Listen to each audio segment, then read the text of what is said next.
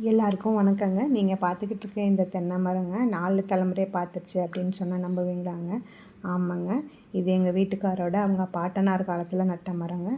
இன்னமும் இது காய்ப்பு கொடுத்துக்கிட்டு இருக்குதுங்க. இது அவரோட நினைவு சின்னமாக எங்கள் தோட்டத்தில் இருக்குதுங்க. இன்றைக்கி அதை பற்றி தாங்க பார்க்க போகிறோம். வாங்க வீடியோக்குள்ளே போகலாம். ஒரு விவசாயியாக நம்ம நிறைய பயிர்கள் பண்ணுவோங்க. கம்பு, சோளம், நெல், வெங்காயம், நிலக்கடலைன்னு பல பயிர்கள் பண்ணுறோம். ஆனால் அந்த பயிர்கள் அறுவடைக்கு பிறகு அதுக்கு என்ன ஆச்சுன்னு நமக்கு தெரியாதுங்க. ஆனால் ஒரு மரத்தில் நிறைய அறுவடைகள் பண்ணாலும் திரும்ப திரும்ப அதுலேருந்து அறுவடை பண்ணுற மாதிரியே இருக்குங்க. பரம்பரையாக அறுவடை பண்ணுறோங்க. இதில் ஒவ்வொரு தடவையும் அறுவடை பண்ணும்போதும் நமக்கு முன்னோர்களோட நினைவுகள் போயிட்டு தாங்க இருக்கும். அதை தடுக்கவே முடியாதுங்க.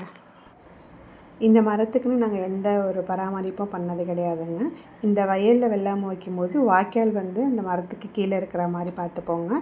அந்த ஒரு டைம் மட்டும்தாங்க இதுக்கு தண்ணி பாய்ச்சுவோம். மற்றபடி எல்லாமே மழையில் மட்டும்தாங்க இது வருது. வேறு எந்த பராமரிப்பும் நாங்கள் பண்ணது கிடையாதுங்க. பாருங்கள் எப்படி செழிப்பாக இருக்குது, எவ்வளோ உயரமாக இருக்குங்க. நீங்கள் விவசாயம் பண்ணுறீங்க, ஆனால் எந்த மரமும் நாங்கள் வைக்கல அப்படின்னா கண்டிப்பாக மரங்களை வைங்க. உங்கள் வீட்டுக்கு தேவையான மரங்களை வைங்க. அது உங்கள் சந்ததியினருக்கும் தேவைப்படுற மாதிரி இருக்குங்க. நீங்கள் தென்னை மரம் மட்டும்தான் வைக்கணுங்கிறது இல்லைங்க. ஒரு வாழை மரம் வைக்கலாங்க, ஒரு வேப்ப மரம் வைக்கலாங்க, ஒரு புளிய மரம் வைக்கலாங்க. புளிய மரம்லாம் வருஷக்கணக்காக காய்ப்பு கொடுத்துக்கிட்டு இருக்கோங்க. வாங்க நாங்கள் என்னென்ன மரம் வச்சுருக்கோன்னு பார்க்கலாம். இந்த புளிய மரங்க நானே விதையிலேருந்து உருவாக்கினதுங்க. வீட்டு செலவுக்காக வாங்கின புளியிலேருந்து 2 விதைகள் போட்டு உருவாக்கினதுங்க. பாருங்கள் எந்த அளவுக்கு இன்றைக்கி வளர்ந்துருக்குது. இது வச்சு 5 வருஷம் ஆச்சுங்க. இன்னும் காய்ப்பு சரியாக வரலைங்க. இந்த வருஷம் வரும்னு எதிர்பார்க்குறோங்க. வாங்க அடுத்து என்ன மரம் இருக்குதுன்னு பார்க்கலாம். இது பலாக்கண்ணுங்க. ஈசா நர்சரியிலேருந்து நான் வாங்கிட்டு வந்தேங்க. வச்சு கிட்டத்தட்ட 6 வருஷம் ஆக போகுதுங்க. 2 தடவை பூ பூத்துச்சுங்க. இன்னும் காய்க்கலைங்க. நான் இதையும் தனி ஒரு வீடியோவாக தரேங்க. வாங்க அடுத்து என்ன கன்று இருக்குதுன்னு பார்க்கலாம். இது மகிழ மரங்க. நாங்கள் ஒரு நர்சரியில் சப்போட்டா கன்று நினச்சி வாங்கினாங்க. ஆனால் அதுக்கப்புறம் தான் தெரிஞ்சது இது மகிழ மரம்னு.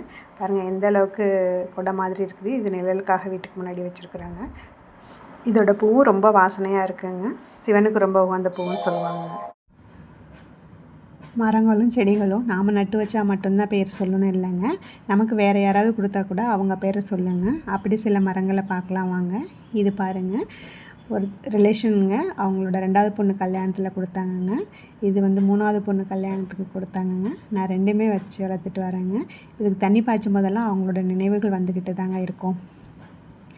அடுத்தது மாதுளைங்க. இது ஒரு நிச்சயதார்த்த ஃபங்க்ஷனில் கொடுத்தாங்கங்க. இதையும் நான் வச்சு வளர்த்துட்டு வரேங்க.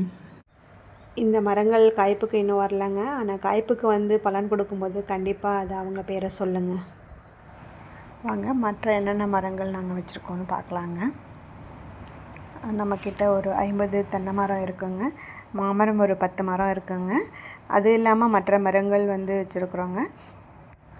பல மரங்கள் கொய்யா, சப்போட்டா, மாதுளை, ஆரஞ்சு மற்ற மரங்கள் வச்சுருக்குறோங்க. மரங்கள் ஒரு உயிருள்ள நினைவு சின்னங்கள்ங்க. நான் எனக்கான நினைவு சின்னத்தை உருவாக்கிட்டேங்க.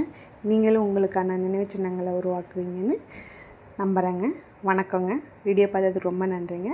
வீடியோ பிடிச்சிருந்தால் சப்ஸ்கிரைப் பண்ணி சப்போர்ட் பண்ணுங்கள். மீண்டும் அடுத்த வீடியோவில் சந்திக்கலாங்க.